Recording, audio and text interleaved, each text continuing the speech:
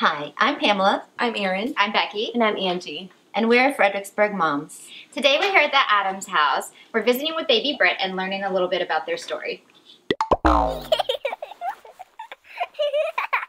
Check out the Fred Parent calendar for cool things to do every week at FredParent.net.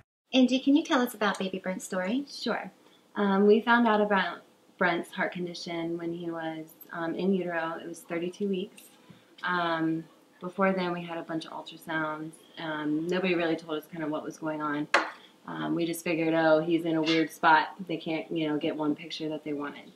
So we went up to Children's and we had ultrasound done. And, they told us to kind of go wait in the room. And when we went in there, they told us, they came in and, told us the horrible news that, Brent had a heart condition and kind of what to expect, and that, what's called Digeorge syndrome kind of goes hand in hand with his type of heart condition. So she just told us that they didn't know if he had it, but there was a chance. And, we kind of thought, oh, he has a heart condition. There's no way that he's going to have that. So when he was born, he had the whole airway issues and stuff like that. So they kind of, put off his heart surgery. But they were planning on doing like 3 to 4 days after birth. They kind of put it off. And they tested him for the Digeorge. It came back positive while we were kind of waiting to see what was going on with his airway. We didn't know how severe the Digeorge was. Digeorge has a huge spectrum where kids fall, how much of the chromosome was deleted, so on and so forth. Just what happens with Brent, he had the worst of it. So with his Digeorge syndrome, they call it complete Digeorge. It's his heart condition, his lack of T cells, and then his hypoparathyroidism, which is his low blood calcium.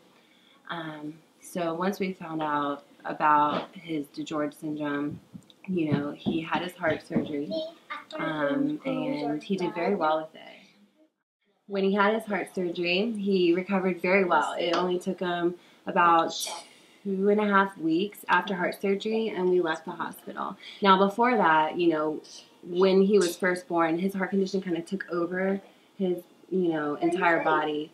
It put all of the blood into his lungs and not to the rest of his body. So that's when his body went to multi-organ failure. His kidneys, his liver, his stomach, just every part of his body shut down.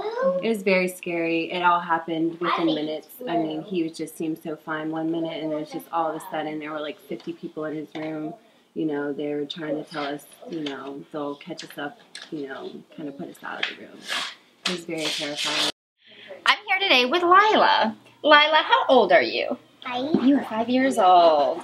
Tell me a little bit about your baby brother, Brent. I read to him every night.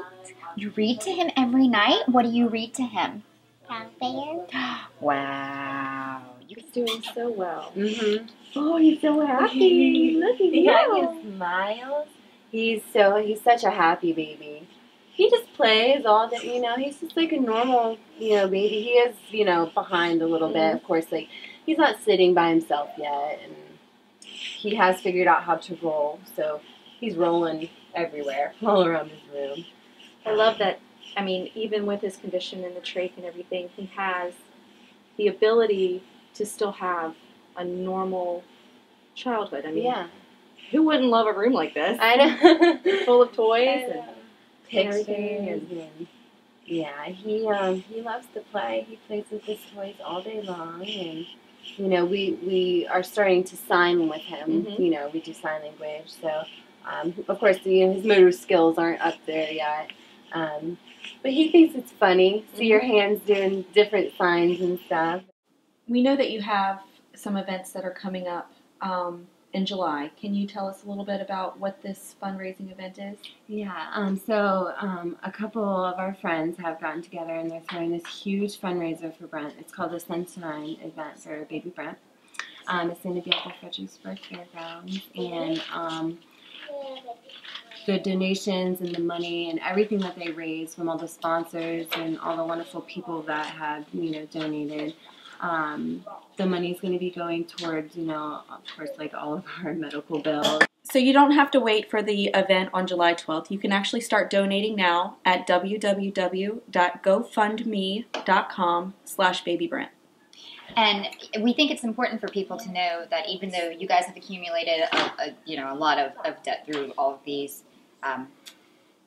medical procedures, that there's still so much more that you need help with. Mm-hmm. You have another child. You guys have to eat. I know we were talking earlier, but you guys have you have care that comes in the home. Mm-hmm. Also, as you spoke about, when you go to Duke, you're going to have hotels, food, all of that stuff.